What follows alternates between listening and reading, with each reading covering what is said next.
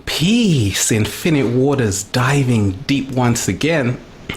And welcome to the Infinite Waters podcast, where we talk to phenomenal spirits around the world, helping to raise a vibration.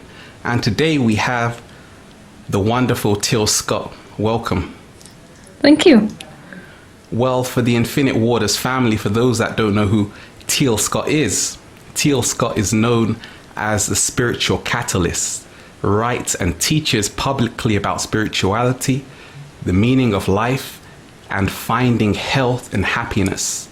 Teal was born in June 1984 and is part of the first wave of indigo children. She was born with a range of extrasensory abilities, including clairvoyance and the ability to manipulate electromagnetic fields and the abilities to communicate with thought forms. Teal uses her abilities to remind people of the united, energetic nature of this universe and to teach them how to find bliss in the midst of the most difficult challenges. Teal's first book, The Sculptor in the Sky, was published in April 2011 and consistently enjoys rave reviews from readers. Teal's second book, How to Love Yourself, will be published soon.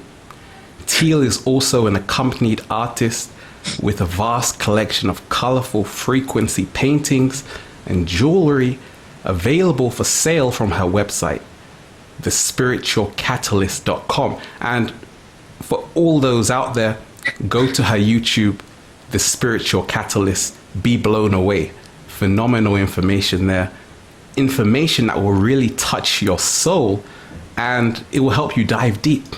But we're not going to go much further into it because we're going to dive right into it. And we're going to talk about a whole range of topics. But first, we're going to cover the importance of self-love. And I know that's what your second book is going to be about. I talk about love yourself 100%. And for me, that's what I find is the biggest problem on the planet, a lack of self-love. Yes. And I was inspired by your video, Self-Love, the Great Shortcut to Enlightenment.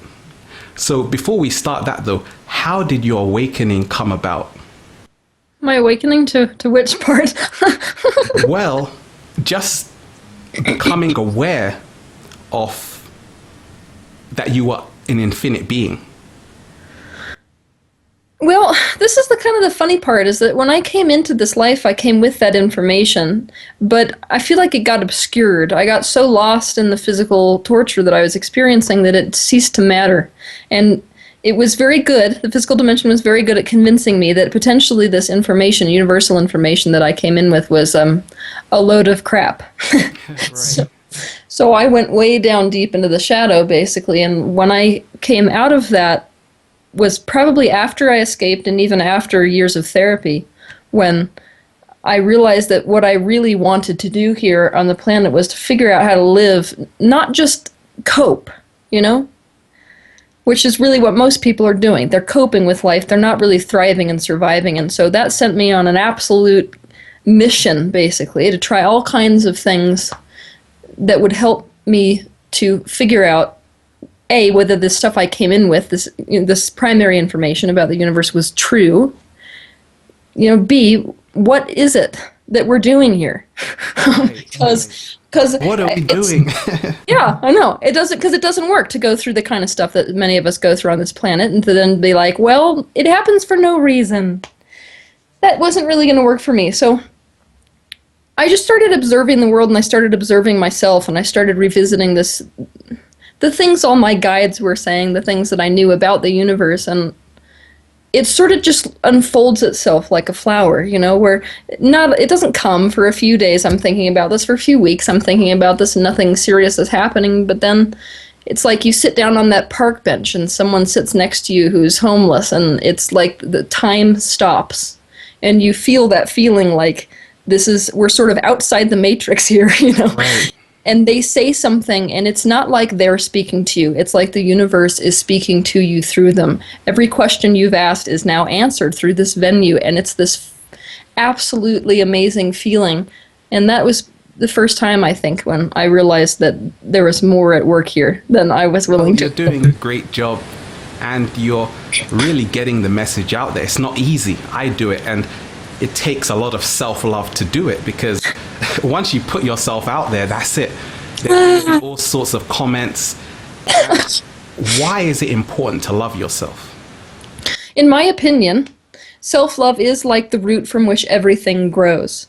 It's like if you trace every single problem that you have in your life, no matter what it is, at the root is always an issue with self-confidence and always issue with self-love or self-worth. I'm not good enough. So self-love is, or the lack thereof basically, is the root of every problem that we are seeing here on planet Earth. And it makes perfect sense, seeing as how oneness is the inherent truth of this universe. And so if I don't love other things, I'm not loving me.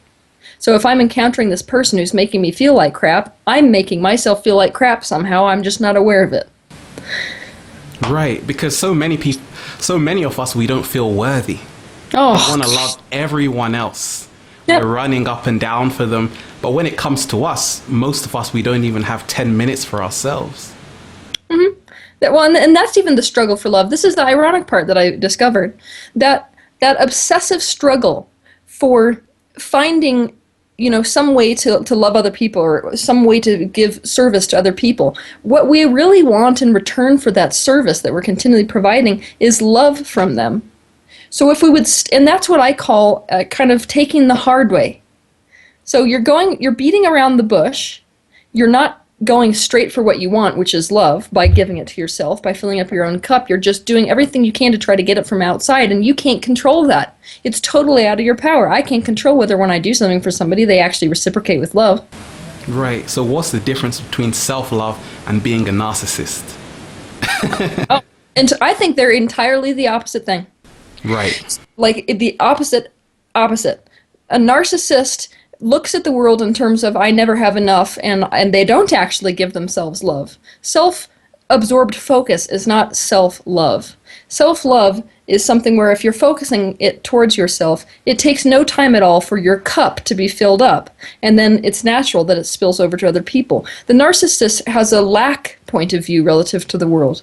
So the narcissist says, there's never enough love in the world, I have to focus on me and only me. See that resistance? Right. That resistance is not focus on love, it's focus on not having love. And so that focus on not having love continues to bring circumstances where they aren't getting love, so they keep having to fight for their own resources. Right. So it's me against the world. Right, right. Well, a lot of us, we say, how do we love ourselves? What is the blueprint? What is the right technique? Is there a manual? Where is it? How much does it cost? Yeah, that's well, hopefully that's the whole reason I wrote my book. I don't really think this is the sort of the problem with spiritual practice in general, is that there's no manual for anything. And it's like you've got the same destination, which isn't really a destination, it's right where you are, but we've got the same destination in about 1 billion ways to get there.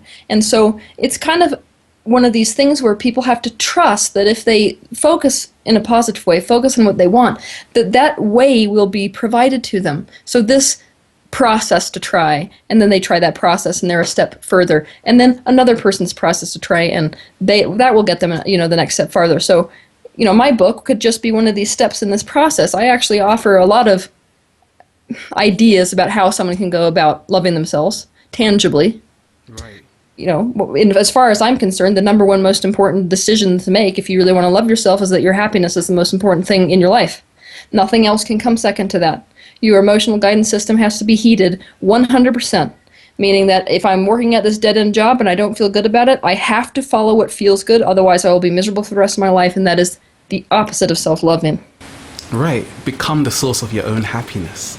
And so many of us in relationships, we're so dependent on the other person to fulfill us, to give us everything we need. So how important is self-love in building a greater relationship? It's really important. I'm not going to say I'm exactly the best at it. Right. I feel like that's a lifelong practice there, to try to not base your internal resources off of what you're getting externally, for sure. But the way you treat yourself is the way that you're going to get treated.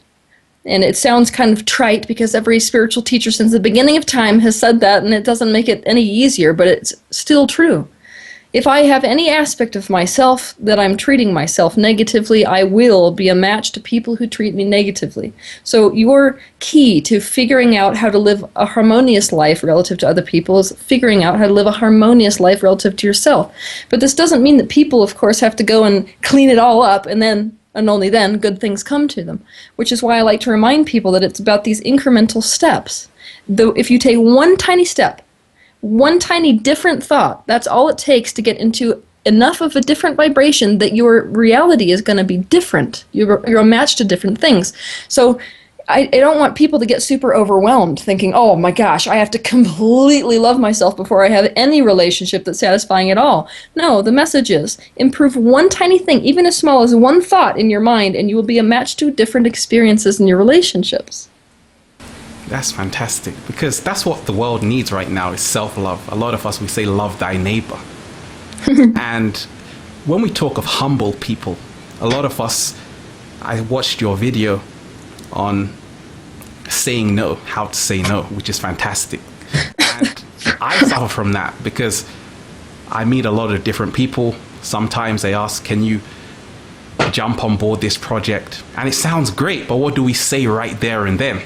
Do we just say no and then cast them out? Or do we say, I'll call you back? Because we don't want to seem indecisive.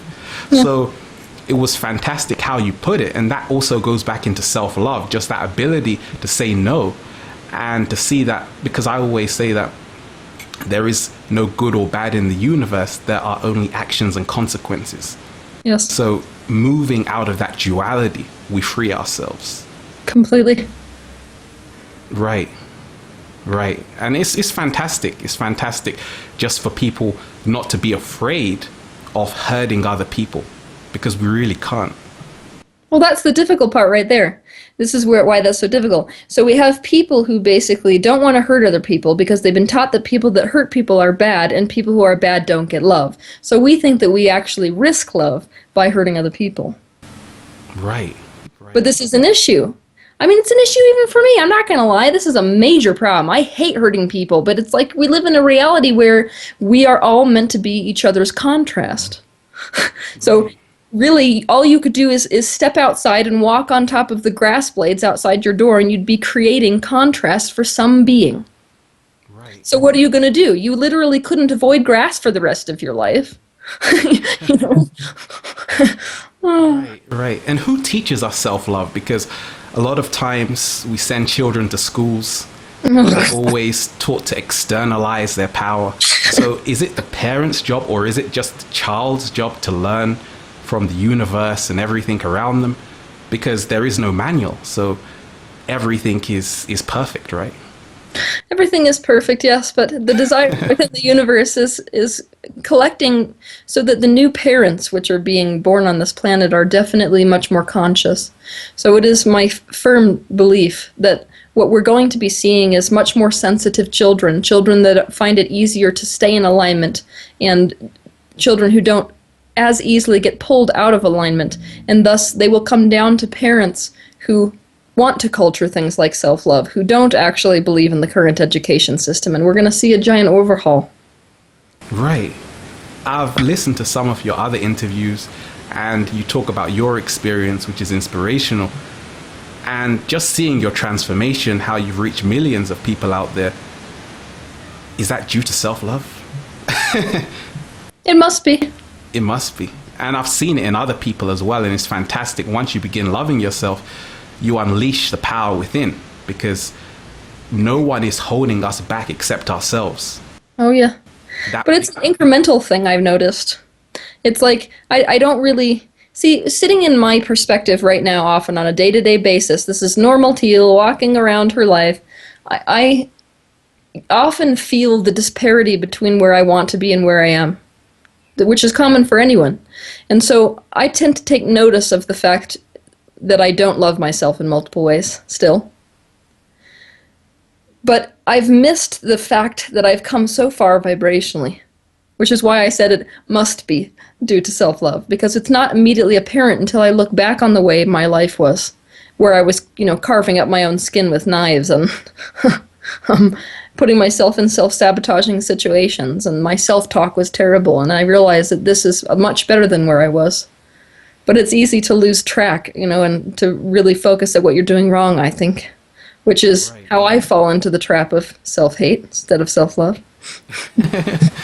But it's amazing just to see how the appreciation, once you begin to develop it within yourself, everything just falls into place. But at the same time, a lot of us, we talk of success. And when we talk of self-love, for me, I've been putting out videos for a long time. And what helps me is just to keep it moving, because I realize that you can't rest on your laurels. Because that's the secret. And that's the secret of longevity, is that consistency. But how do you deal with your own achievement, for instance, with your success, even how you're reaching so many people? Does that get to you sometimes in terms of, because a lot of us, we might feel, okay, can I say this? Because self-love is all about expression. So when you're connecting with so many people out there, do you feel that you can still express yourself 100%, or do you feel I have to cater to someone else? Because self-love is just like, look, because I say not caring what other people think is the greatest form of self-love. Yes, and before not caring comes bravery. Right. And I would say that's where I am right now. You're brave. Fantastic. I'm not at the point where I don't care what people say yet. I mean, that's why I deliberately avoid watching what people comment on, just because it does hurt me, and I tend to sink down into a lower vibration about that still. But I'm at this point right now where I've realized that the imprisonment of not talking and the imprisonment of trying to, make myself seem any other way than how I am is a kind of torture. And that no matter how scared I might be of what's on the other side of completely creating transparency between myself, my persona, and the world, it's worth it just so I don't have to live inside that prison. So when I go to say things that I'm afraid might come back to haunt me later or might cast me in a bad light, I remind myself that freedom feeling that you get from just putting it all out there. And when you really take that step in bravery, ironically, I've noticed that people respond amazingly. Because I've basically said, you know what, screw it. Even if they come back at me, and even if this scares me, it's not worth what I'm doing to myself by keeping myself contained. And so usually the response is, oh my gosh, it's amazing, you're so incredibly awesome. Right. It's interesting to see that vibrational reaction, to that movement forward, to that exposure. And it's worth it to me just to give people permission to do that, especially coming from my childhood. I mean, I'm in this position now where I'm basically an icon for ritual abuse in the world. And so being in that position, I am dedicated to giving these women around the world, and men, permission to quit with the silence. And it's absolute heaven to watch that blossom and watch that grow. Right. It's fantastic, because we are at the frontier of something phenomenal happening on the planet. And this is a time for letting go. Yes. And it's amazing because you release so much energy once you do. And you release so much blockages that it frees you internally. And you also help other people find their freedom. Yes. Which is so fantastic. And that just leads us on to the next segment, which is the role of spirituality and the global awakening. Right now, holy shift, we're seeing the acceleration. It's the quickening. Yes. It's amazing what's happening on the planet. It's so fast. It's so quick, but at the same time, it's exhilarating. Yes. Yeah, people ask me all the time what we're a match to, and it's interesting because 10 years ago, I could have told you with reasonable accuracy what exactly our universe is lining up with, what the Earth itself and what human consciousness is lining up with. And now it's like somebody has a deck of cards and is just flashing through them. Just because everybody is changing at such an astronomical rate that what the human race is a match to and what individuals are a match to is changing on a minute-to-minute basis. It's like you can't keep up with the energy here, and it's like we're all in this riptide, and this riptide is going to force us into the expansion. And it's one of those things where we could tell the story of, oh my gosh, if you just let go and let it take you, then you can't imagine how good this is going to go. But all of us have that bit of resistance. So what's more common now is that we resist and then we get pulled under the water and we're really struggling in the riptide, and then we come up and we've got expansion like we've never had before, and it's this sort of violent in and out thing. And so it seems like, you know, people like you and I in the world are here to help people float on the riptide. Right. Well, it's amazing because what I get from watching your videos, and I feel why they're so popular, is because you have a transparency and authenticity, and you have a human side. I feel that's part of the new paradigm where we've moved past that whole guru mindset. That was needed for where it was at that time. But right now, I always tell people, become your own guru. Right Yes. now, we're just reminding each other. And that's fantastic. And it's all about the empowered human with 360 senses. And a lot of us, when we talk of spirituality, or how would you define your practice? My practice? Right. Or in terms of what you do of helping people, because some people might say, okay, you're a guru or you're a teacher. Do you accept those titles? I really don't care what people need to call me in order to feel good, because everybody's in a different place. There are some people on this planet which feel comforted by the idea of having a teacher, and so they can have a teacher.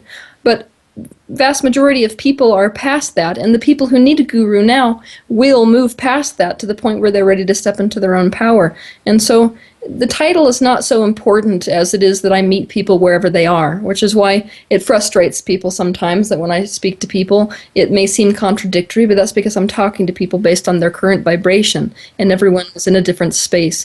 But if I was to summarize what it is that I do, I connect people with where they are and where they want to be. So there's this gap here, vibrational gap, right, between where you are and where all of the stuff you've been asking for is, where you are and where your higher self is, your more spiritual, enlightened perspective. And my goal basically is to help people close that gap however they can. And that's it's like a different way of going about that for every person that steps in front of me.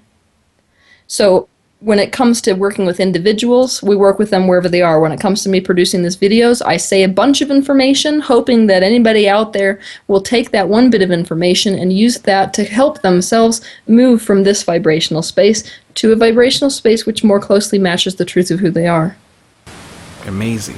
And I grew up in the church, so coming from a religious background, I knew the Bible in and out. But at the same time, I always knew that it was deeper than that. You know, we are made from the same fabric as the universe. And it's phenomenal. I feel that's where you really get the awakening moment. When Yes. you let go of all of this authority. Krishnamurti talked of it. Great other minds have talked of it all along, that we don't have to go through someone to get to somewhere. Oh, yes. That is, And I feel that's the biggest problem on the planet. So many of us, because everyone is awakening, but the question is, what are we awakening to? oh, that. I completely agree with you. That is if you want to define the awakening that we're in the middle of, it's the fact that human beings are realizing their connection to source energy. They're realizing basically that they are an extension of God, therefore indivisible from God, therefore God incarnate. Right. See, and I don't care whether we're using the word God, because that's got its own baggage, or the word source or whatever, but it is this universal energy which we cannot be divided from. And thus, if you cannot be divided from it, you are a direct channel of that energy, and so nobody else needs to be your connection to that. We're moving past religion because of it. Spirituality is taking the forefront of people's minds because spirituality, even though inherent in religion, religion obscures that connection. It is not describing that connection. The details of religion often sully it. So if people really took the time to find their own connection, they would have guidance 24 hours a day. You wouldn't need to sit in a congregation and watch somebody in a pulpit speaking to you about how God is, how the universe is, how you should live your life.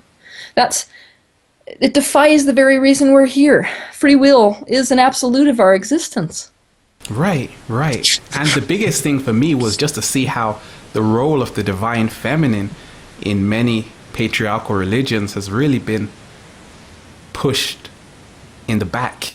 And it's amazing right now just to see people like yourself coming to the forefront. And I feel that's why it's so popular, because for so long it's been suppressed. I always say that we exist within each other. Divine masculine, divine feminine, they play an equal role. But what's happened is that it's become lopsided on the scales. So now it's the revival of it. And that's why humanity is basically like a house on fire. Yes. In a good way. You see? in a good way. That is exactly why I chose to be female in this incarnation. Right. And do you feel that, what aspects of the contemporary lifestyles do you feel are most harmful to people's health right now on the planet when we talk of spirituality, getting in tune with ourselves? Ironically, the very venue which is aiding this enlightenment so much, being technology, I feel is really the key player in what's disconnecting us as well. We're starting to lose touch with our interpersonal connection. It's easy for us to distract ourselves instead of focus on what our minds and bodies are telling us. And it's easy to sort of side skate life by drowning in a holographic world. So what I watch in youth is that the society they're coming into, the schools that they're being forced to live in, which is a lot like imprisonment, frankly. They don't want to learn what they have to learn there. It's painful enough that instead of living that reality, they're disconnecting from reality, not turning it into what they want it to be, and instead they're getting lost in video games. Right, right. Well, it's amazing because there's so many theories like simulation theory and just how this can just be one massive video game. And when we talk of how technology is becoming an extension of ourselves, and we talk of transhumanism, we talk of singularity, where computers are taking and having a higher intelligence than human beings, where most of us, we might spend 10 hours or on the phone or with the phone on. So how much longer before the phone is attached to our hand? Yep. You see? You see? And that's amazing that you say that. Do you feel that there's a lot of positives to the technology? How do you feel that people can use it to empower themselves right now in 2013? They can use technology as a means to spread their passion, to spread their inspiration, rather than a means of escape. Right, right. And Facebook, Instagram, social networking. Some people love it, some people hate it. I use it as a tool. How do you use it? I use it as a tool, but I also use it to connect people. So I just recently actually started a forum. It's called Teal Tribe. And my intention was to get people who are only interacting with people on an interpersonal level via technology to connect in a way where they can begin to form communities, which is really where new society, human society, is headed, is towards all of these communities. It's going to replace our current society on Earth. So my goal was to try to sort of push people in a direction so that they can connect with each other, so that there's the inspiration to meet in person, so that when they do collect in person, they can start living these lives that aren't dependent on technology in order to connect with one another, so that we can form family units that aren't necessarily blood family units, but a place where you can get support by multiple individuals and create a way to aid each other's expansion and experience each other's passions and really support each other like we are meant to do, because separation is really what's killing us. And technology can either, this is the thing about technology, which is what makes it so complicated, technology can either unite us or it can separate us. And, the powers that be, that you and I know both, the ones that are not so interested, fearful ones in everybody uniting, are the ones which would hope that we would separate to the furthest extent that we can.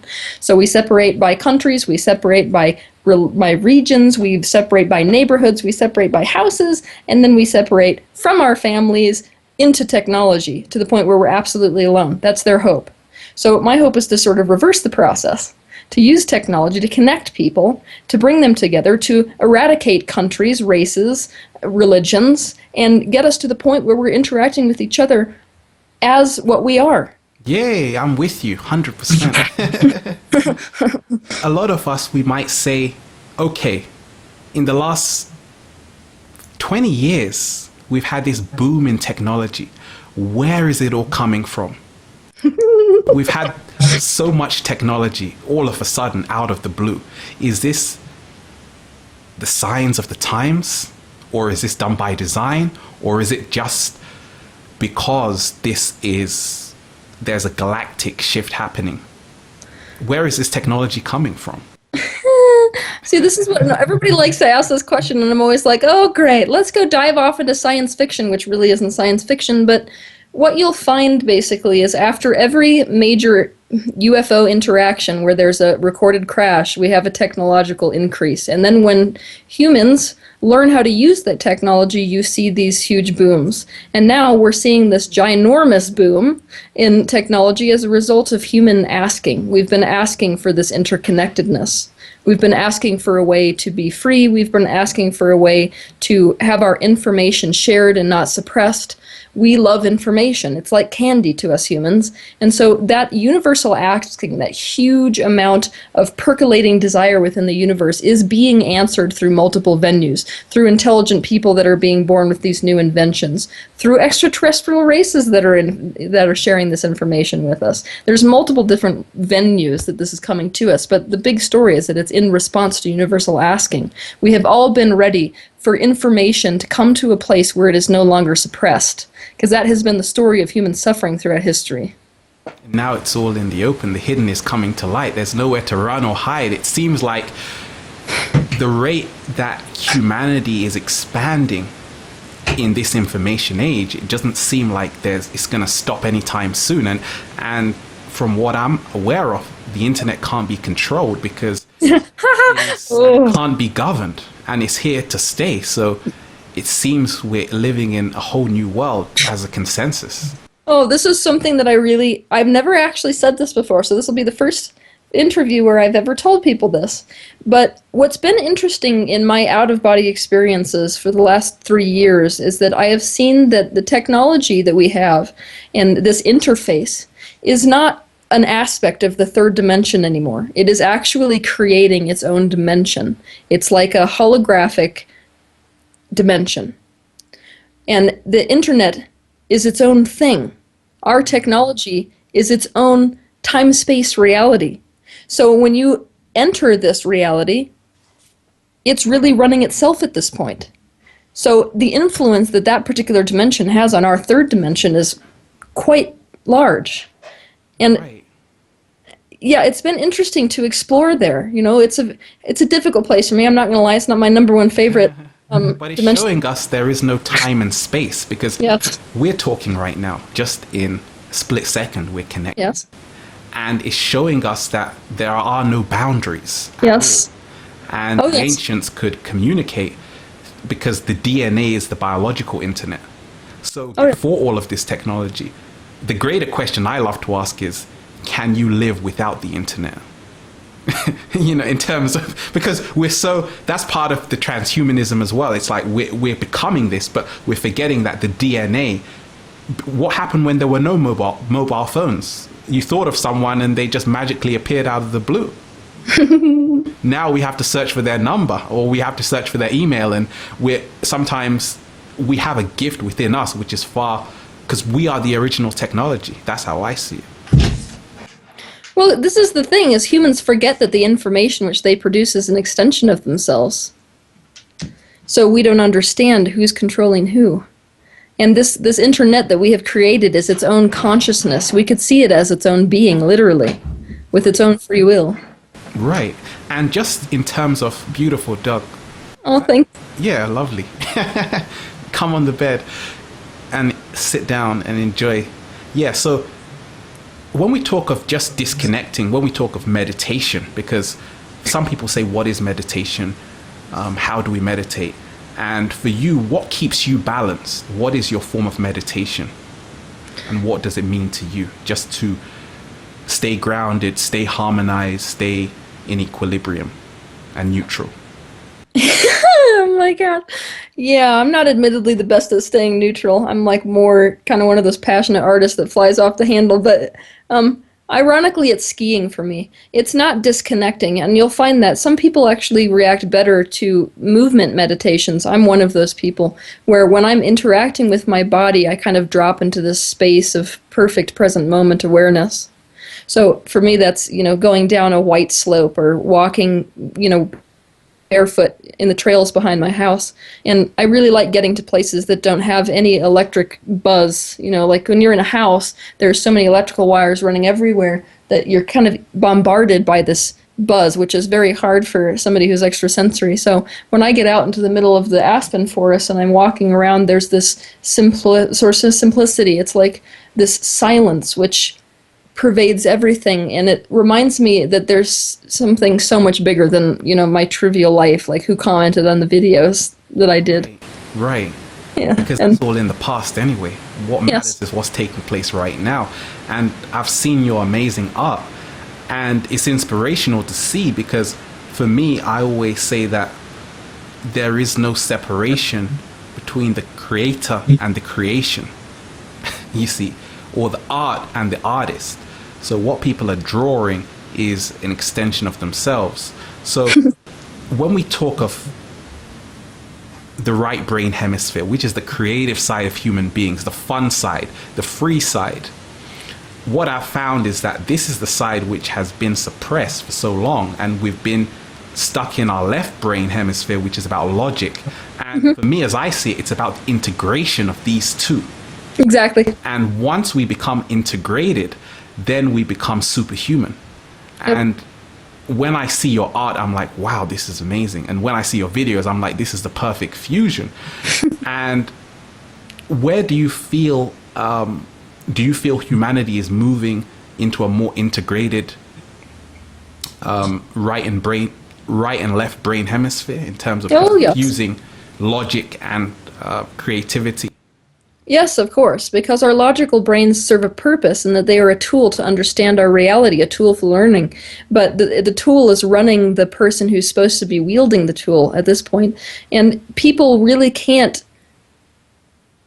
get along in this world the way they want to, follow their own bliss the way that we really should be doing, until they get in contact with those less logical processes. I mean, the logical brain says something like, well, I'm not going to have money next year if I do this thing that I like right now because I won't have a stable job. So I'm going to keep my stable job that makes me miserable just because I get the money. And the right brain, which knows the ways of this universe, because it is an open channel for that, is saying, look, if you would just follow the direction of what your happiness looks like, no matter what that risk is, you can't actually see what the outcome is going to be. That's just something your brain is trying to scare you with. And so if you'd go in that direction, you could understand that you would be in alignment to such a degree that abundance would have to be yours.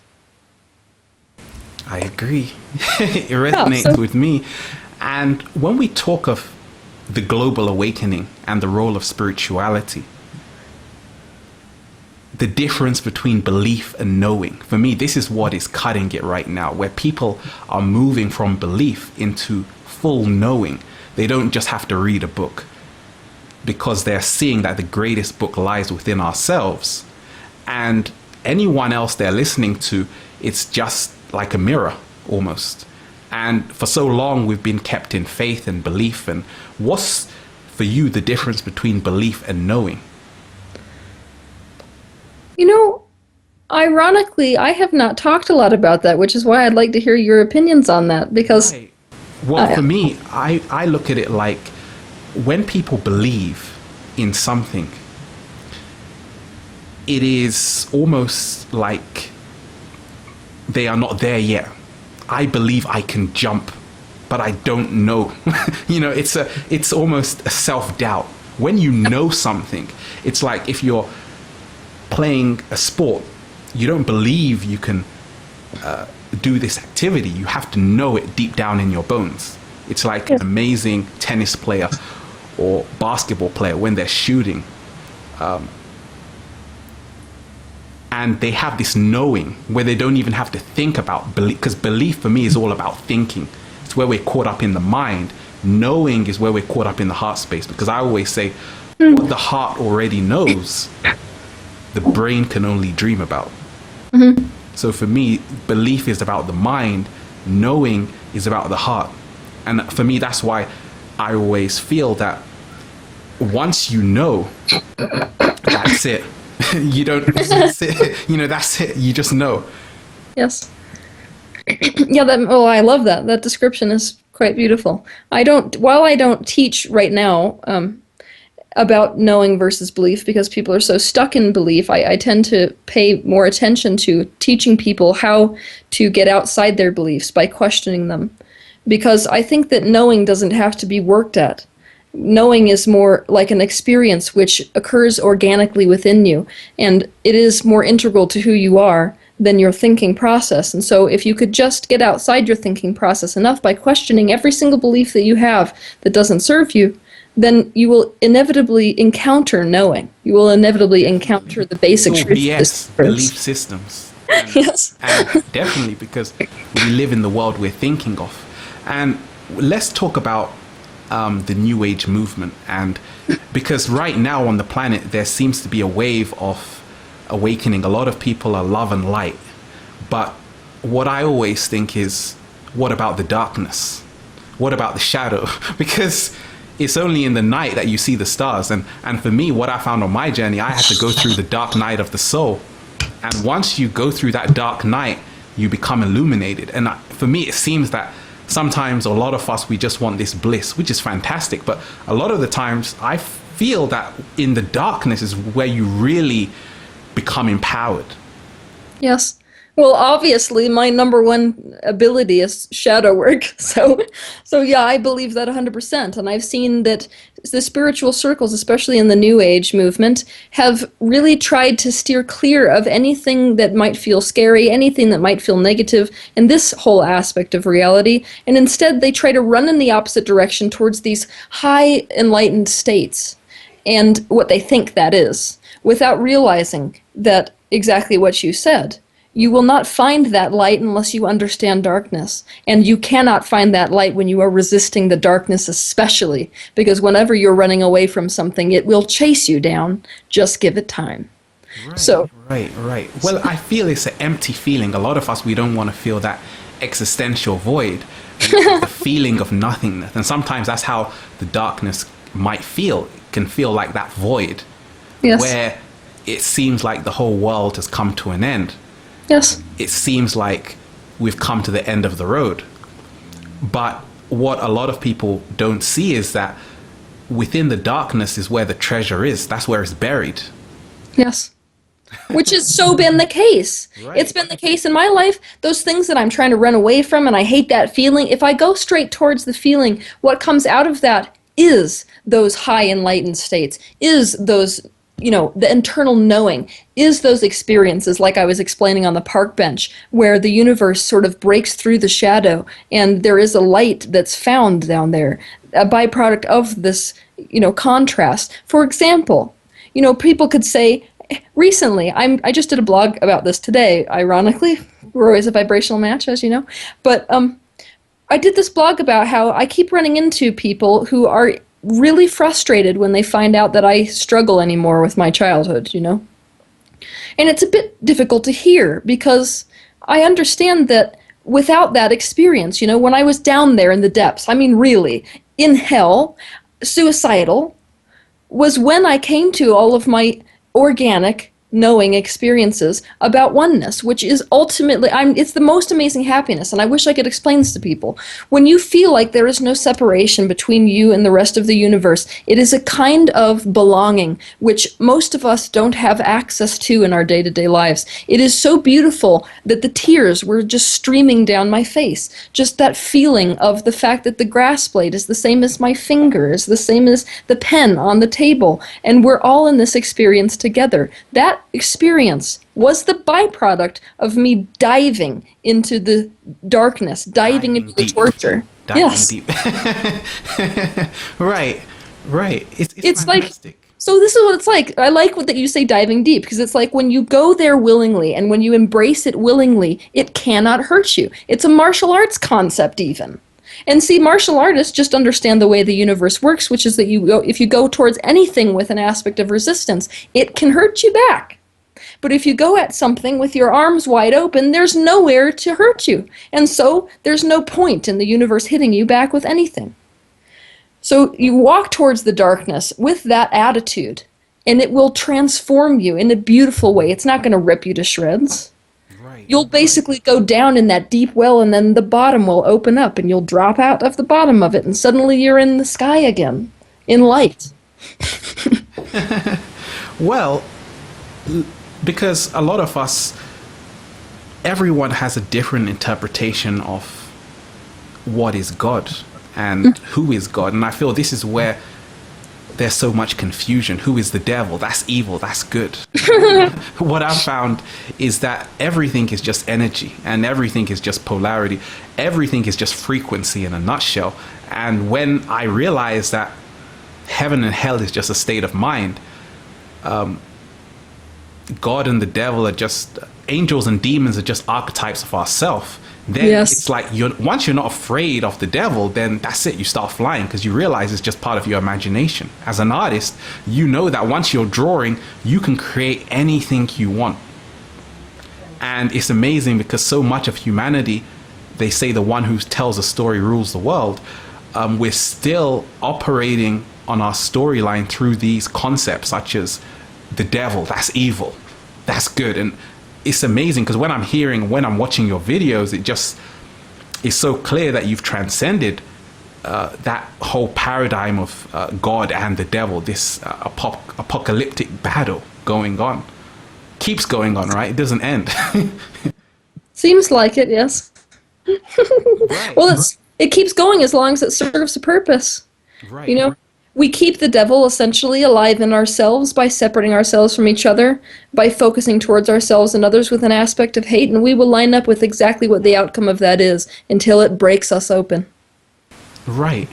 Well, a lot of us, when we talk of just our own, letting go of our own expectations of ourselves and not just being one way, because a lot of us, we just want to be nice all the time. We just want to be seen in a certain way. We don't want to release that shadow side. We don't want to seem aggressive. We don't want to seem loud. Sometimes we don't want to say things. When I'm making videos, you said, shall I say this?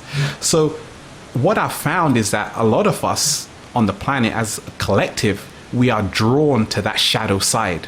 That's why people who are loud, that shock value, that's what so many of us gravitate towards, because Yes. they are doing what we wish we could do, but Yes. we can't do it. So we have to live it through them. Yes. Yeah. Oh, yeah. I definitely observed this.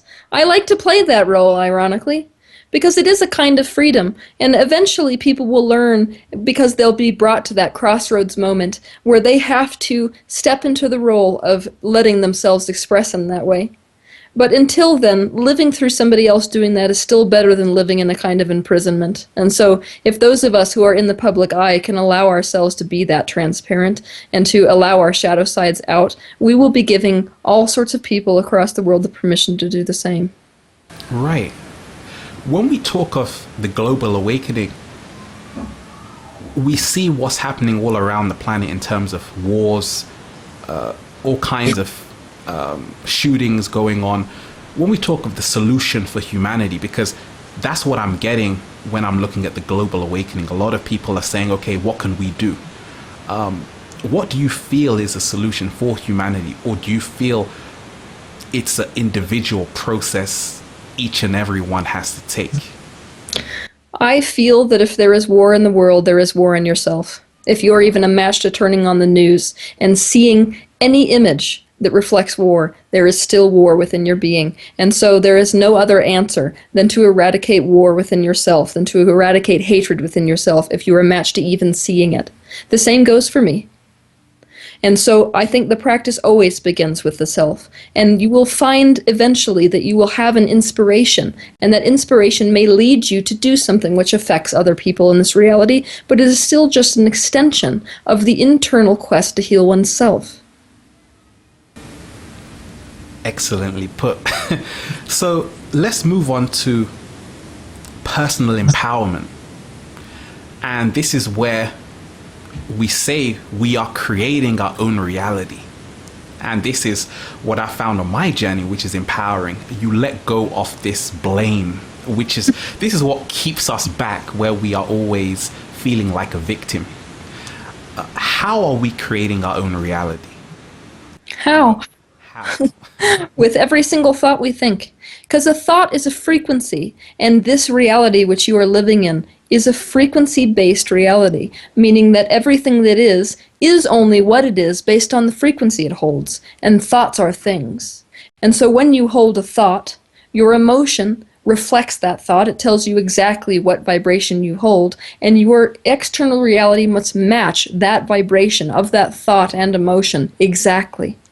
And so if you are able to direct your thoughts in a way that make you emotionally feel good, you will be holding a vibration which will literally restructure the fabric of your reality to match that brand new thought. That's how we're creating our reality. Right. And that's when we look at thoughts as well, we begin to see that I always say thoughts are our children, take care of them. Because a lot of us, we're thinking so much that we don't realize that we have to take care of these thoughts, because otherwise they're going to get out of hand. So how do you propose that people take care of their thoughts? I love this idea.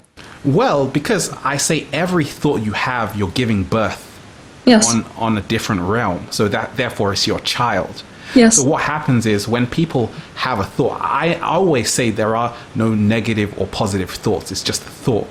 Yes. So when people have a thought, what happens is they have this judgment about the thought. Just like you have a child and you're judging that child. Don't touch that.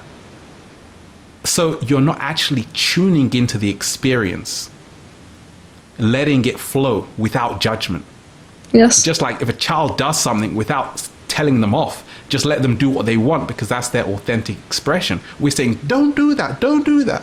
So it's the same thing with our thoughts. We beat ourselves with with saying, oh, don't think this thought. Just don't think it. So we batter ourselves over the head, and therefore we abuse our children. And therefore, once you abuse your children, what happens?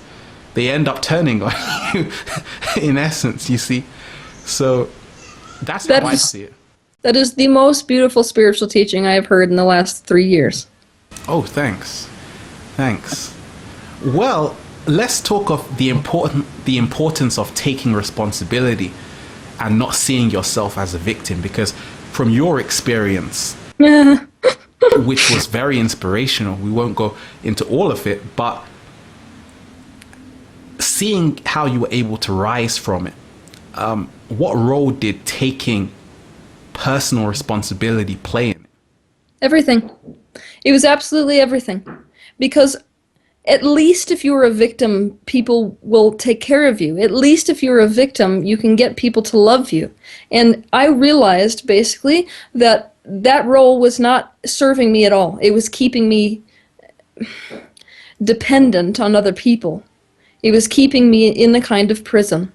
And even though it was a very difficult pill to swallow, I will definitely admit that, when I took responsibility for the way that I was creating reality, even the stuff which had killed me the most, was when I also got the power to create from this point forward. And that was the moment that really turned my life around. It was, you know what? All right, if I accept that I created my entire reality back then, at least I can create my reality from right now forward. So I can't get that back. I can't fly back in time and save my child, back when everything happened. The only thing I can do is take this nightmare and spin it around so that what I'm expressing to the world is a dream. So that what I'm expressing to myself is a dream. What is it that I enjoy about my reality? Let's put my focus where I want it to be instead of letting it be dictated by what's around me. And that changed absolutely everything. My entire career that I'm living now is an extension of that very choice. Wow. And even your voice, how you talk. I always say the voice is the essence, and it's never what you say, it's the energy behind that matters. And I feel that's why you reach so many people, because it's the energy behind your voice. And when we talk of just energy, emotions, how do we deal with emotions? Because the emotion is the energy in motion. And when we talk of personal empowerment, how do we deal with these things called emotions? What the hell are they? You know? Always teach, of course, that emotions are your guidance system, a bit like a compass. That they are the accurate reflection 24 hours a day of whatever thought you're currently holding, or collection of thoughts. And so they are at all times the indication of whether you are pointed in the direction you want to go, or pointed in the opposite direction of where you want to go. Pointed in the direction of your higher self, or pointed in the opposite direction towards what is unwanted. And so if we could learn to listen to them, that's what I teach people to take care of. I really love that idea about taking care of the thoughts. I can't tell you how much. But I teach to take care of the emotions, to quit condemning the way that you feel, to quit trying to numb it out with medications, and to instead allow it to indicate to you that you have a thought that needs babying. See? Right. It's amazing because I see it as so many of us, we're caught up in thinking all the time. And you had the amazing psychologist Fritz Perls. He said, you have to lose your mind and come to your senses. I love that. And for me, it's all about moving into our bodies, because we don't really have to think, except because the body knows it has a divine intelligence. That's why animals are so powerful, because they are so in the moment, because they're just in their body 100%, 24/7. Yes. And a lot of us, we're outside of our body, so we have shallow breathing. What's the importance of moving into our bodies? Well, unless you move into your body, you're not fully engaged with your third-dimensional perspective. And the entire point of even coming into this life was for us to fully engage with our third-dimensional perspective. This is part of why I have such a difficult time with the New Age community and how interested they are in, fifth-dimensional experiences and making sure that we get out of the physical body and making sure that you transcend your physical limitations. And my whole message is the exact opposite. Look, you would not be coming here if there was not a point. And it is every bit, if not more at this point, spiritual, to completely fully embrace the embodiment that you chose for this life than it is to deliberately get outside of it as if it's some sort of prison. Everyone's running, just where to? That's so true, because a lot of us, we are searching for something so valuable, we think, but at the same time, maybe the treasure is right before our eyes. Yes, always is. That's the whole thing that the Buddha was trying to teach everyone, which all of us are trying to teach people, which is the enlightenment is not out there. It is you. It is the essence of who you are. All you need to do is see it. It never was anywhere else. You never had to stand up and walk anywhere. You never had to listen to anyone else to find it. The only thing people may do is to put you in connection with the thing which is already inside you and always was all along. That's so true. And I say enlightenment is knowing how much you don't know. If you look at animals, they act, you look at them and you say, oh, they don't know anything, but they know everything. Because they don't know anything, it seems like they know everything. They're so cool. They're never fearful. They're never panicking. If they are, then they take on board the panic of us. You see? Yes. But they're so in the knowing that they don't have this fear that so many of us do for searching for this nirvana. And that goes into money, because when we talk of personal empowerment, when we talk of money and energy, and how a lot of us, many of us, we have an attitude towards money right now on the planet.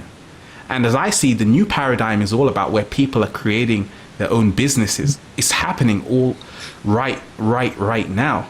Yes. People are becoming their own entrepreneur. This is the future of humanity. Yes. Where we are all becoming the artists. Yes. We're all becoming stars. There's no more we're not spectators anymore, we're participants. So yes. How do you feel money, the attitude we have towards money affects the way we attract it? Completely. And if we have a negative idea about money, then we are pushing against essentially what it is that we are wanting, which is a form of abundance. No one on this earth wants to live in an attitude of deprivation. We're just frustrated because money, we feel, is out of our control and is controlling us. But as long as we see it in that way, it will be. So you basically right now, for where the human race is, it is true that some people may decide to go off the grid and may decide to come up with alternative ways to get along in terms of abundance without money. But we live in such a financially based world that really it's best if we find a way to fall in love with money. Because it's really just a tool. And my wish is that people would see it as no different than a hammer or a screwdriver. That if we would fall in love with the hammer or the screwdriver, then it really wouldn't be the thing that was controlling our lives. We'd understand that money is just a tool to get what it is that you've been asking for. It's a fairly intelligent idea if it didn't sort of blend in with our fears so much. Right, right. Well, some people might say, well, money itself is an illusion created by hierarchical structure. And they would to enslave humanity. well, Some people say that before money, people existed. We don't need money. We don't need this paper because now we're tied into this financial game, and it actually stops people from connecting with each other. I would agree with them that their perspective is not inaccurate. But I would never tell somebody that some part of their life is there to destroy and ruin everything that is. Your mind is still the way you create your reality. Whether you would like to line up with, your freedom or not is really up to you. It's not in anyone else's hands. And so it is accurate for people who are looking at this world and seeing that aspect of money. And it is accurate for people who are looking at the world of money and seeing it also as the very tool which they could use to free themselves from the very people who created this entire idea in the first place to enslave the rest of humanity. Right. All we need is enough enlightened people that are willing to use the financial institutions to take down the people who created the financial institutions to control everyone else. Right, right. That's the amazing thing, because I look at all of us as the architects of our own reality. And the so-called powers that be, I always say we are the powers that be. And once people can begin to find their personal freedom, you realize the secret that, okay, you better know what you came here to do. Otherwise, someone else is going to know for you. You see, because a lot of us, we say, give me something to do. I feel that's how work was created in the first place. Yes. And the artist doesn't have to ask what to do. The artist is never bored because yes. You're living in that infinite creation. When I look at your artwork, I'm like, this is like fractals and spirals. This is infinity. There's no beginning or end. And a lot of us, we're kept into this survival program of this linear way of thinking. We're caught into time, 1 o'clock, 2 o'clock. On Friday, we feel great because guess what? It's the weekend. And Sunday, how do you feel we can change our relationship to time? Or do we even have to? I don't think we have to. I think it's a natural byproduct of what's coming, but I had something interesting I wanted to say on the previous topic, which just came. Go for it. Okay. I'm sorry, I'm totally quantum. Right, that's the best way. What I thought was really important to say here is that the very people who seem to be the most afraid about how they're being controlled with money don't seem to realize that the idea of being controlled with money may just be an idea which trickled down from the very people they are afraid that they are being controlled by. Because the more fearful you are relative to money, the more a slave you are to money. Right. That is awesome. That is awesome. Yes. Everything works with frequency and attraction. And a lot of us, we don't even know what we're sending out there. It's the same energy which is coming back to us. And a lot of us, we are, like you said, going back.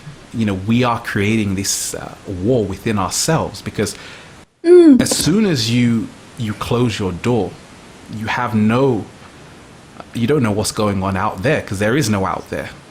It's all in here. And a lot of us, I said on one video, how do you even know there are 7 billion people on the planet? For you to know that, you would have to count each one. Yes. And when we talk of the storyteller, the great wizards, because all of these books that were created to teach humanity, they were created by masterminds who knew that all reality is a story that you create. So you can create a story. If it's believable enough, then guess what? It will be a bestseller. Perfect. So let's set humanity free from money. Ready for this? Yeah, let's go. You will be set free from money controlling you if you realize that money is only a representative of human value. Human value can never be eradicated. It can never be controlled. It is only ever organic. It is originating from your soul before you came into this body, which is absolutely untouchable. As long as you have a skill, a talent, a passion, and inspiration, you have value. And thus money is only a representative of that. It is not an indication of something that can be taken away from you or not. Wow. That's pure flow. And that's the amazing thing once you become more into your right brain. You just let it flow. And when we talk of that, because a lot of us, we find ourselves in situations, and what I found on my journey is that because the nature of the universe is not linear. That's amazing. And once I realized that, to say that we have had many lives, different incarnations here. And that's why we find ourselves where we do, because whatever we do now echoes on into eternity. Yes. And we've been to many different places. It's just a continuous continuum. There is no beginning or end. And a lot of people say, where are you going? I say, where are you right now? That's the bigger question, you see. And when we talk of this whole idea of letting things go, because a lot of us, we talk of letting go of, people are aging, people are getting old, and they see their life slipping away from them. And how do we deal with that? Because it's not easy. Once you've lived in a society where you've based your whole life around just being in a system, and right now you're in retirement, you're at home, and your life is coming to a so-called end, you're in your own room. How do we deal with that? It's not easy. You confront the idea of endings. Right. Which is what most of us are not willing to do. We'd rather spend thousands of dollars on Botox than, Botox and keeping ourselves alive with pills and hormone treatments than we would question our own belief in the idea of endings. Is it true that you die? Is annihilation possible? What happens in death? These are all questions you have to actually dive into, not try to avoid. And when you dive into these, like I said, you question all of your beliefs. The internal knowing of life after this life is an organic experience that emits from you. It comes from within you. You're a match to hearing other experiences of people that have died and come back. You are a match to the knowing of this universe. You're a match to the eternalness of who you are. And then the fear of death goes away. And then the minute fear of death goes away, there's nothing for ego to threaten you with. And so all you're doing is living as a byproduct of your individual joy right here in this minute. Because nothing else exists. Right. Let's talk about oneness, because this is a big concept in not just the New Age community, but all around the planet right now. One world, oneness, peace and love, one love. Everything is about one now. And I feel with personal empowerment, becoming one with yourself is super, super empowering, because you see that there is no separation between between your body and your mind. The body is the unconscious mind. Yes. And once you move out of that separation, then you become unified. And on the flip side, what I wanted to ask you is, a lot of people say we are not all one. Are they wrong too? Or there is no right or wrong, but what's your whole view on this whole oneness concept, or this whole oneness way? I feel like if you look at a kaleidoscope, you notice all these different shapes, these different angles that make up one picture. And when people say we are not all one, they are looking at one aspect of the picture. When people say we are all one, they are looking at the whole aspect of the picture. Right.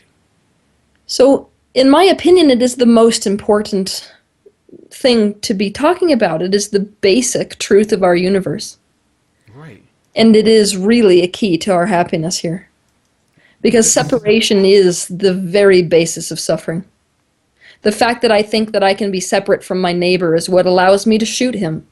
The fact that I think I can be separate from all of the fish swimming in the ocean is what can allow me to take over the waters with pollution.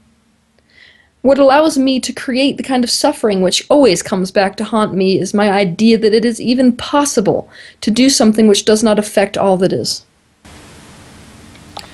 When I think about it, I say that we are all one, but at the same time, there are different expressions of the oneness. Yes, I say the same thing. Because just like I play the guitar, and once you play musical instruments, you get a feeling of the universe. You realize that yes, the guitar is one, but you have many different notes. And the D can never replace the C because the D is the D. Yes. And therefore, when we talk of people acting a certain way on the planet, maybe that's their job because they are here to vibrate at that frequency to come to their full authenticity. Oh, I completely agree with you. And in the so-called right now, a lot of us, many of us, we want everyone to be the same. In terms of just to don't be negative, just be like this and do what I'm doing. Well, it's because we're insecure about our own lives. So many of us feel like we have to be validated in what we're doing in order for it to be something that we should be doing. And it's like we need permission from others. And so the way that we go about getting permission to be ourselves is to get them to agree with us. So we're so busy trying to get this people to agree with us, and on a worldwide basis that looks like conformity, that we forget to really be who we are. So it's just self-disapproval. It's back to self-hate, but that's the real reason we want anyone to agree with us or conform in the first place. The best way that I like to describe this oneness is that if you could imagine the universe as an infinite ocean with no boundaries, which of course that's difficult for the third dimensional mind. That's another thing that's left to the heart's knowing. Right. All of us are like currents within the ocean. Can you really say that the current isn't the ocean? No, because it is. It's just an expression within that ocean. I love it. And it also goes into, we see we're living in the midst of celebrity culture. But what I see is that now people are becoming the stars of their own show. Before we used to go to the movies and we used to have these fantasies about these movie stars. And even on YouTube, the average Joe blogs on the streets is now becoming an internet sensation, and people are connecting to that human raw emotion which is coming out of them. And for me, this is amazing. Oh, me as well. I absolutely love it. It's the most beautiful thing that ever was, because it's really allowing people this new movement where the attention isn't always out there. It's in here. It's becoming it's becoming the fullest expression of our true selves. This is the most beautiful story that has yet been written. Right. And I talk of becoming the greatest version of yourself because as I see it, we are software. Yes. In this great giant computer.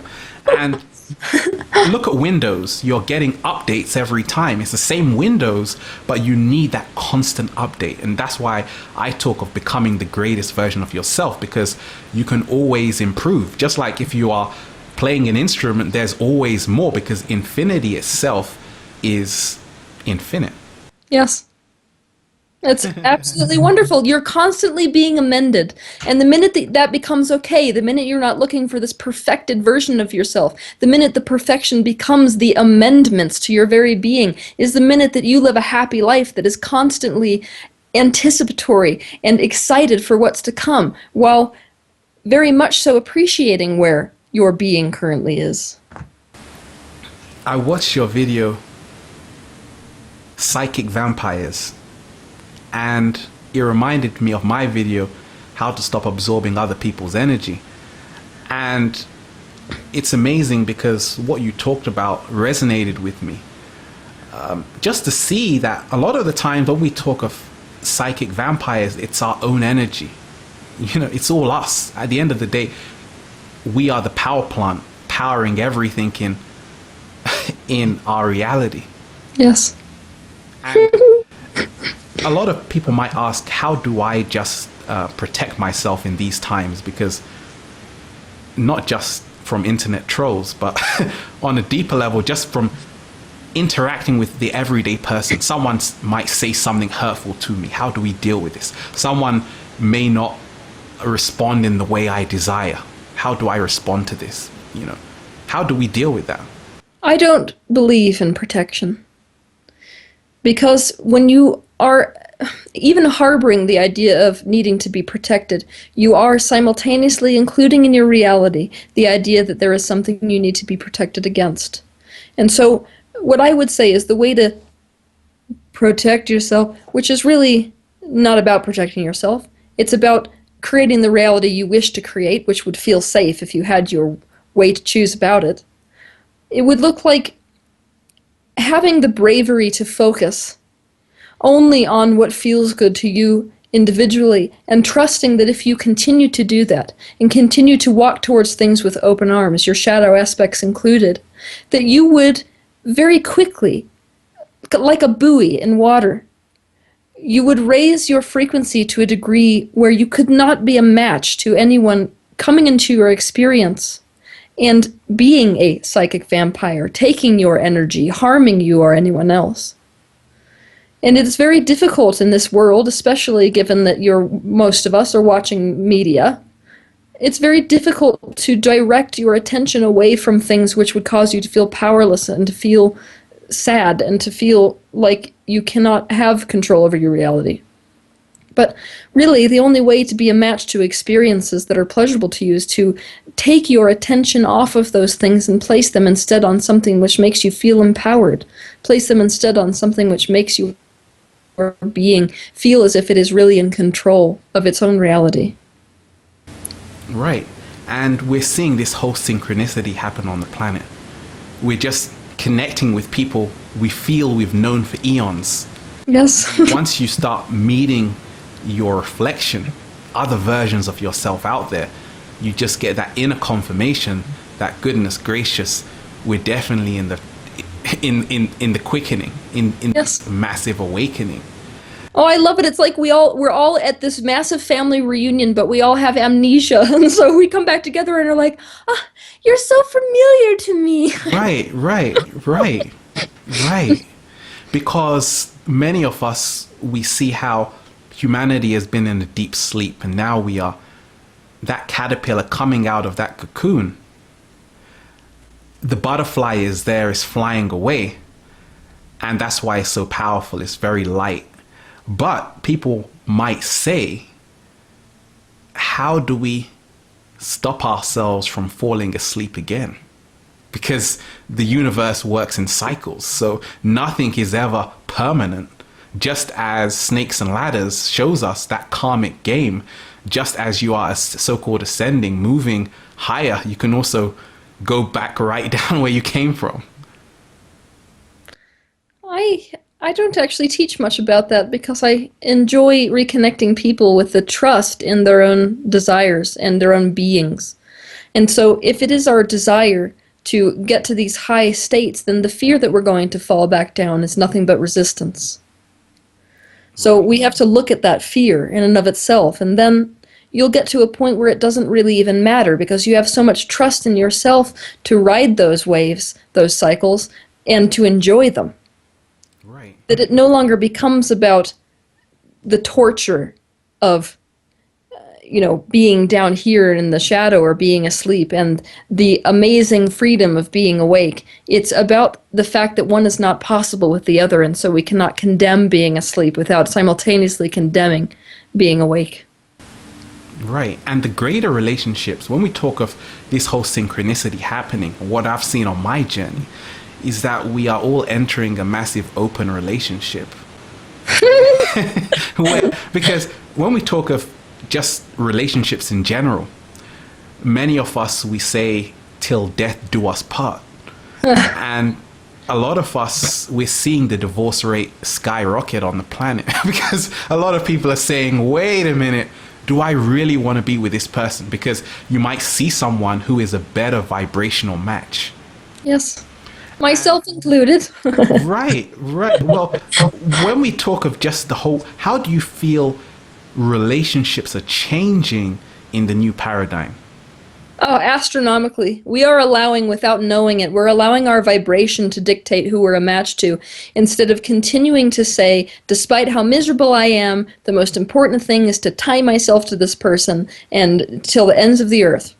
And we're starting to prioritize ourselves and how we feel so that we can actually get the kind of expansion which is the byproduct of allowing ourselves to move in the direction of that expansion. Meaning that your current relationship is already designing your next relationship, and if you don't let yourself either allow your current relationship to become the reflection of that or move in the direction of the new improved relationship, you are side-cutting your own expansion, and that can only happen for so long, because if you side-cut your expansion, you deny your own desires, your body will get ill. You will cut off the flow of your source energy.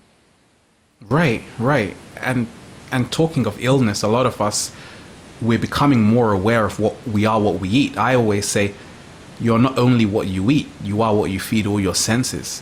Yes. When we talk of food, a lot of us on our journey, for me, it's always strange because I say, I look at it like this. All species are interconnected, but we're the only species that are still wondering, what should we eat? It's like we spend a whole day wondering, should I eat this? Does it have vitamin B? And when you look at the amazing animals out there, they're just eating whatever they love. They're not worrying, spending so much time on food. But it seems like humanity, we're still so caught up in food. And for me, it's like it almost prevents us from moving forward sometimes, because it seems like we're still caught up in self-judgment to say, okay, I'm still not where I want to be. Maybe, in fact, I shouldn't eat anything at all. I should just become a breatharian or something. Yes. And it's what's in your view, our relationship to food, when we just see how so many of us, we're caught up in so many different ideas about it. How do we free ourselves from this? Well, in my opinion, there are certain foods which obviously hold a frequency which are not compatible with human life. But I don't think that's as important, that story, as important to tell as the story that you can trust yourself. Meaning that as your vibration naturally increases, you will have an intolerance to certain foods and a desire towards other foods. And if you would just allow yourself to flow in the direction of that, then that would be all you need to gain the confirmation you need to know that you're doing the right thing food-wise or not. And so it's really a trial and error thing for all of us. We are unique beings. What we're meant to be eating is unique based on each one of us. And so we lack that trust, see, which is why I need you to confirm to me that what I should be eating is raw or vegan or, no root vegetables or Ayurvedic or whatever it is. Right. But what I would say to people is to treat your entire life, including your decisions about food, with a higher degree of softness. What I mean by softness is, today it may not feel good to eat this thing. Tomorrow it might feel good to eat this thing. And so I'm going to do whatever feels good on the day. I'm going to stop trying to hold myself to some sort of a rigid way of being and give myself instead a flexible guideline that feels right to me. Right. For me, I look at it like this, that you're eating exactly what you are matched with vibrationally. Yes, exactly.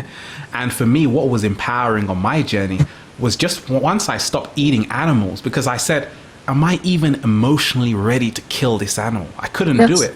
Because when I see a dog, I see a reflection of who I am. When I see a cat, I see a reflection of who I am. So in essence, I'm killing myself. More so, I don't value any life over another.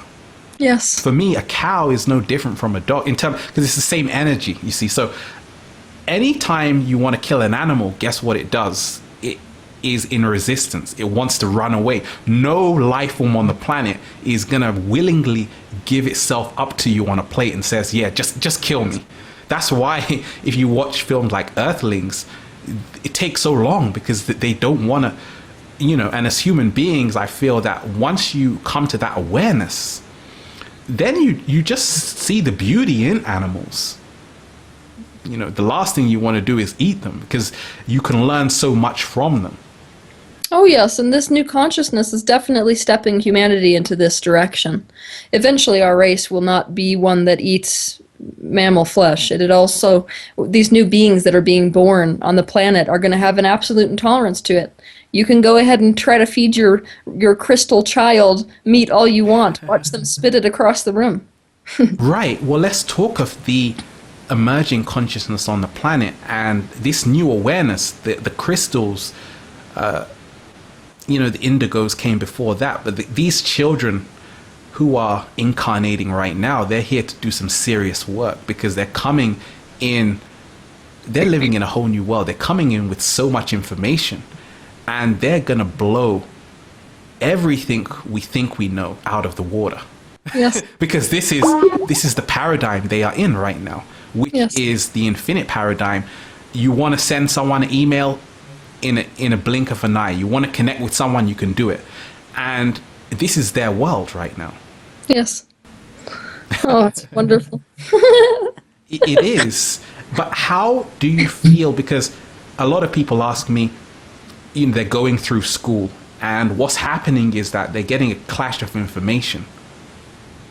They are going to these universities, these schools, and they're getting a very left brain education. But at the same time, they're going home, they're watching a DVD, they're watching a YouTube video, and they're learning about the inner secrets. And how do people deal with that? When they're caught living in between two worlds. Even some people at their job, My answer is always to just keep going in the direction of the world which feels better, because that will become what your reality becomes eventually. And unless these people are brave enough to go in the direction of what they want, there will be nobody who comes into the purpose of changing the institutions in the first place. Some of these very children who sit in these classes and absolutely hate the imprisonment of being fed information with no practical application, information which is outdated, information which makes no sense to have to learn in today's world. They're the very people who will decide to become the principals or the owners of these new schools that completely change the paradigm of how we learn on this planet and how our children come to be integral members of our society. Right. And so and I would say, if you're suffering as a result of schooling, then some part of your desire, some part of your purpose is meant to aid what is coming in terms of the education system. So it's a necessary condition for some of you to come into alignment with what you are meant to do here on the planet for the education system. The same way that me going through the immense amount of imprisonment I did when I was younger is every bit as much responsible for this freedom I now experience as me thinking positively in a direction of freedom. You sitting in those classrooms and being miserable is absolutely what is going to cause you to give birth to these ideas which will replace what's currently a part of our learning. Right. And because I worked in a school as a psychologist, I worked with autistic children.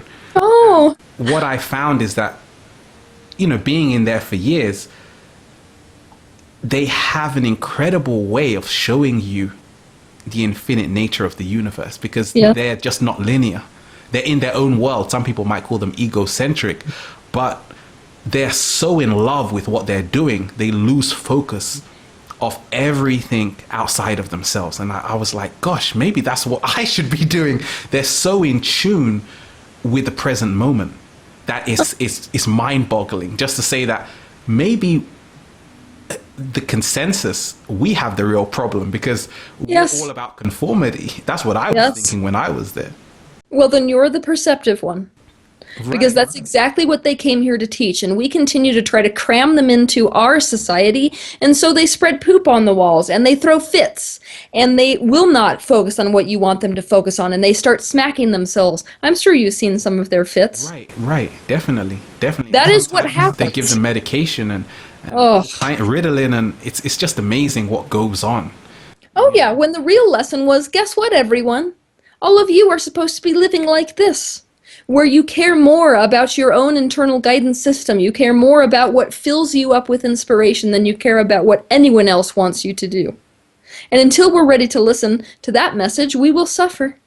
Because what's ironic is, if you watch the vibration of an autistic person throwing a fit, it's the exact vibration of someone who gets told you have to be to work at 8 o'clock no matter whether you want to or not. We're doing the same fit internally, emotionally. It's getting suppressed is the only difference. Right. That's so true, because that's why I had to leave the school and I started counseling and what have you in my own way, because I just realized, why was I there? You know, I'm not helping anything. You know, I'm just part of a cog in the machine. I'm helping create someone else's reality. So when we look at, I've been to Egypt, and just being around the pyramids, the pyramid is a very powerful symbol, and you find these all around the world. And I have a fascination with ancient Egypt, just the ancients in general, just to see how they had this superior knowledge and information, and who knows what kind of technology they had back then. But a lot of people might say, okay, it's all about now, but how do you feel we can learn from ancient wisdom?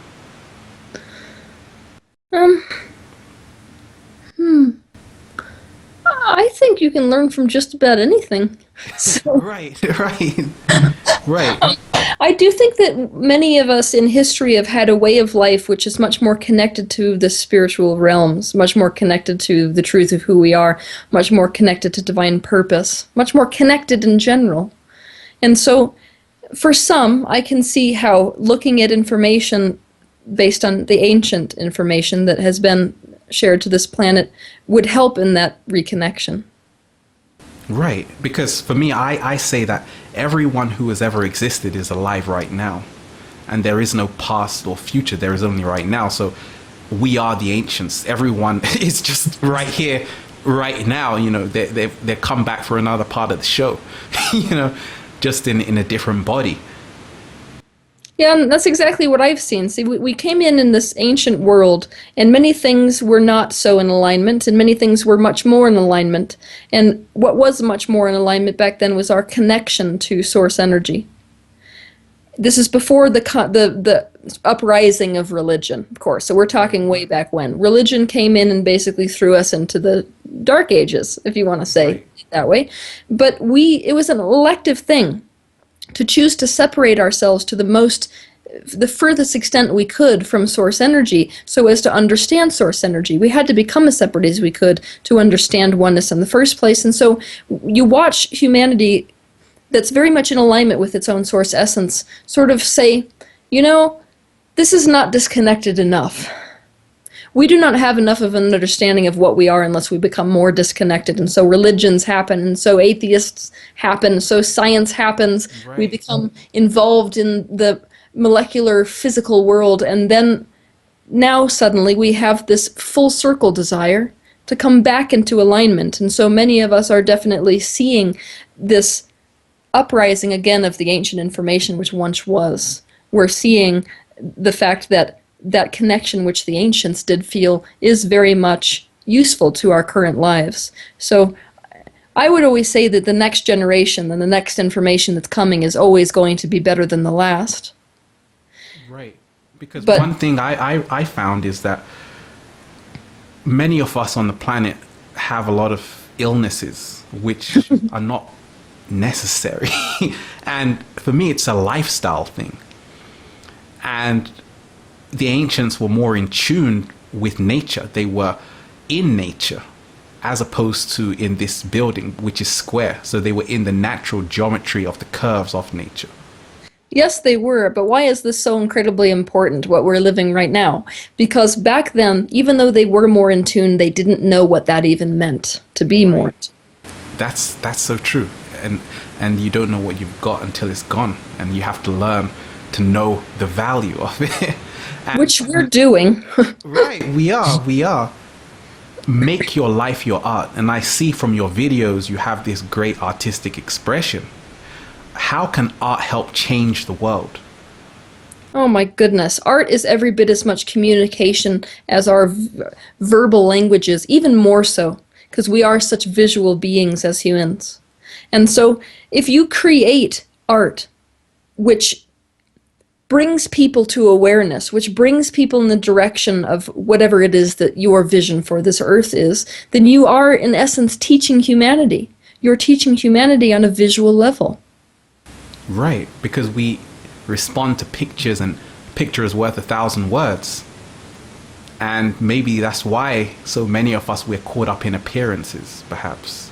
Yes, and art is sound as well. I mean, it's difficult. You can't really pin art down, but all art is a conversation that we're having with each other. So the question right now is, what conversation do you really want to have with the rest of the world? Right. But as well, art is also when you embrace your uniqueness. Yes, And I must feel be. that's what makes people stand out from one another.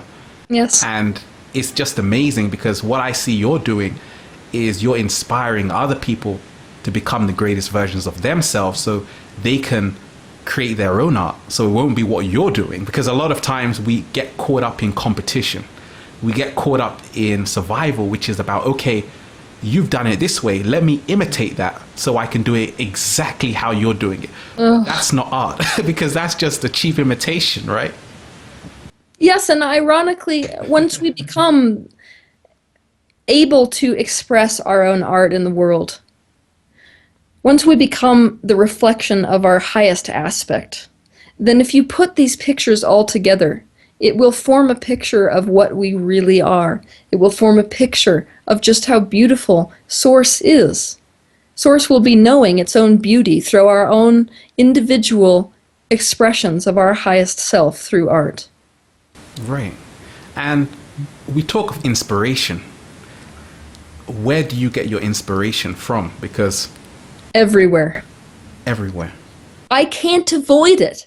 That's the thing. When you start really waking up and when you start looking, observing, stop being in the thoughtscapes which really keep you trapped in fear, what you find is absolutely everything is inspiring. You can't hold yourself back. I feel like I'm in labor all day long, but it's like a good labor, not like terrible. It's like I'm giving birth 24 hours a day. I see a tree and that inspires me. I see like a droplet of water and that inspires me. I see someone suffering, that inspires me. I see someone laughing, that inspires me. It's everywhere. And that's fantastic, because that is all about becoming the infinite being, where it is not just about so-called being happy all the time, or so-called feeling good all the time. Sometimes you have to feel bad, just like you have to feel all the different notes of the instrument to create that melody. Because sometimes what you're doing, what I'm doing, what other people are doing help raise the vibration. People say, okay, are you always like this, just giving because sometimes we might have an off day. That's the nature of the wave, high tide, low tide.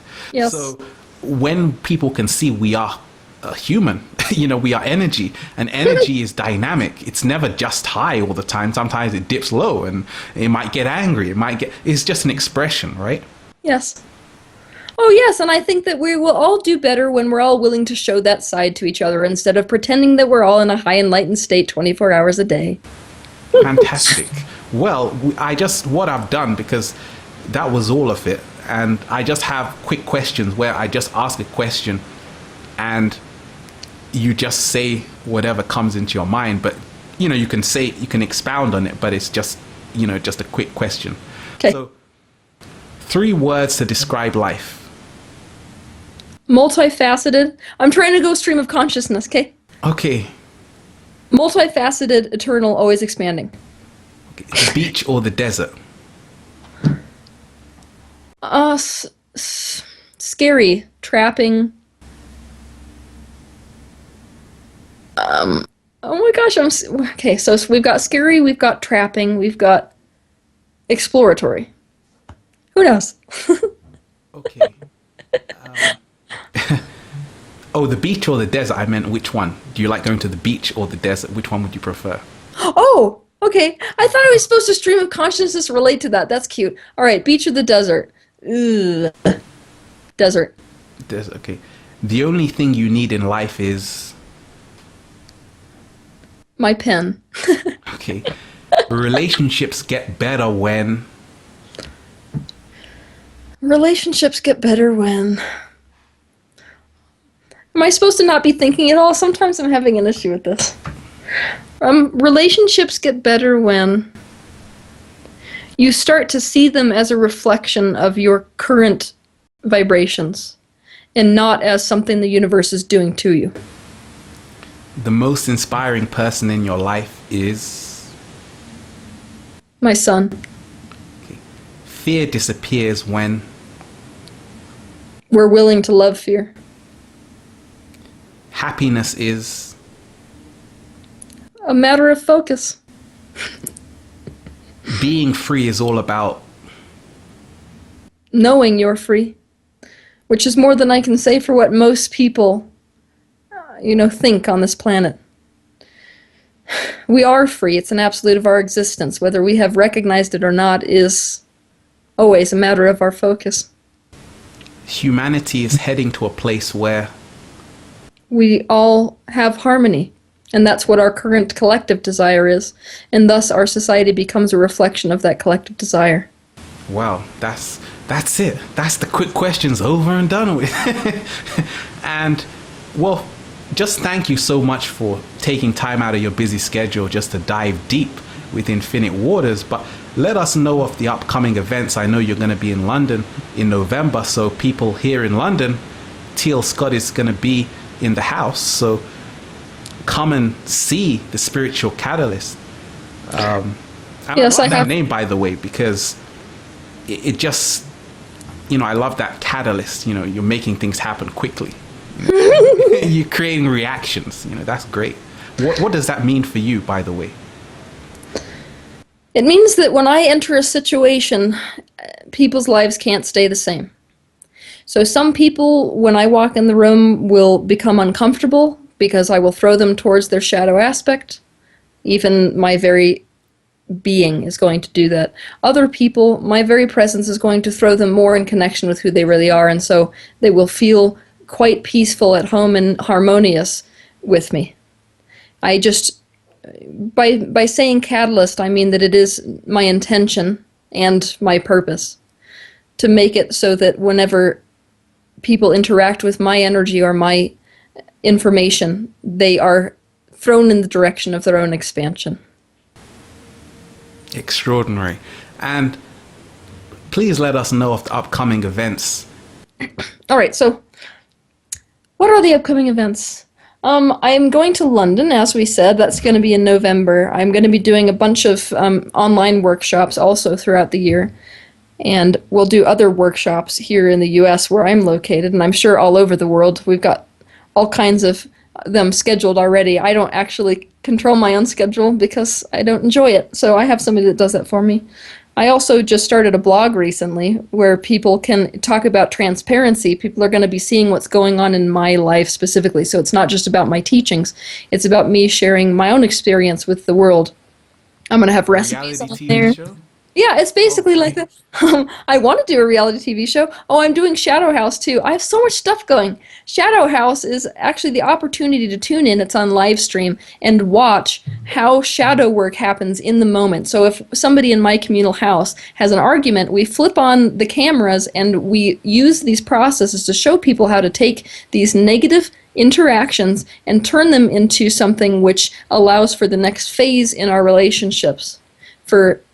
So turning lemons into lemonade, essentially, which is what shadow work is all about.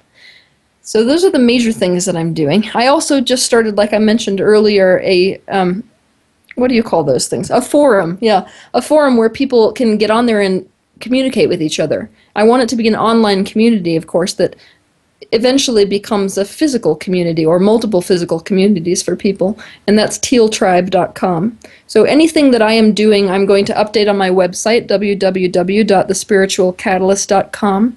You can get to it easier by going to Google and typing in Teal Scott, which is the way I find myself.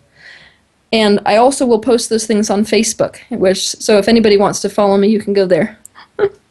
Right. Well, we've had an incredible show. So much has been discussed. We've dived deep, and thank you so much, because I know you have so much going on right now, so just taking time out of your busy schedule, it means a lot to the Infinite Waters family, we're always diving deep into the ocean. And definitely keep doing what you do, because it takes a lot of courage. And I feel what you're doing, which is so fantastic, is that you're empowering other people, because it's never just about one person. And I feel what you and I are doing, we're just laying down the foundation, just the stones. And right now the crystals, they're going to be building upon that. Yes, it takes the first few to move outside of their comfort zone, which is going to be hard, because on the internet you're going to get all kinds of comments, all kinds of people. Sometimes you're getting 1,000 different messages, and you're getting criticism. Sometimes you even doubt yourself. I've had to deal with it, but if you can stay with it, you realize that it helps you become stronger. Oh, I will. I'm quite notorious for being a little bit of an upstart, so. Well, definitely thank you so much, and I hope you can come back to dive with us again, because there's so much other topics. We still haven't talked about the aliens. Uh-oh. Uh-oh. You see, so we have to definitely, if you would like to come back, you're welcome here again. Well, of course, I would love to come back and dive deep with you. Right. Well, thank you so much, and thank you to everyone else out there. I'm sure you've enjoyed this show. We'll be diving deep with another amazing spirit. Stay tuned. Infinite Waters. Diving deep once again. Stay well, stay healthy. Peace.